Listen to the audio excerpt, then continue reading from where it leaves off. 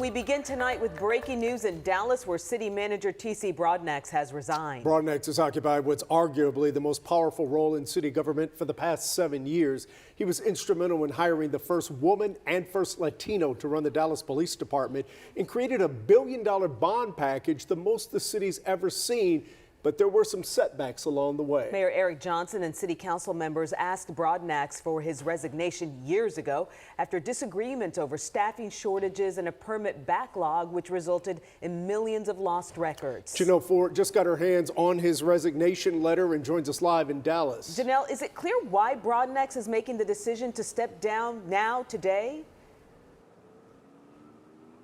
Well, sort of. In his letter, he says he hopes his departure will help the city find a city manager that will allow that person to work more effectively with the mayor and the city council. Again, there is no secret that there's been tensions between Broadnax and some of the city's elected officials, but the why now part of his resignation is still largely unclear.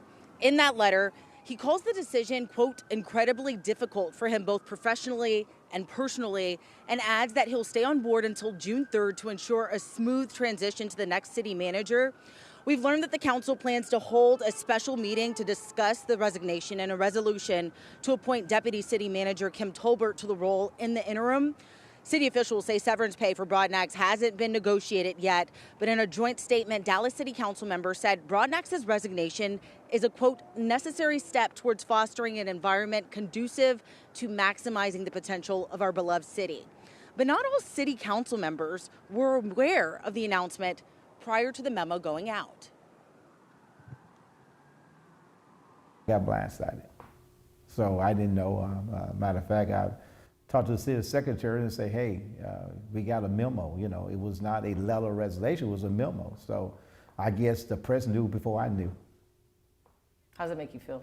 It made me feel, you know, to the point that I wish I did speak to the city manager, but before he sent the memo, then I had a better understanding, had a better communication to the public what happened right now. I do not know what happened right now. So again, still a lot of questions in this. The city says that it will be conducting a nationwide search for its next city manager, and we'll have more details for you all coming up at 6 in Dallas.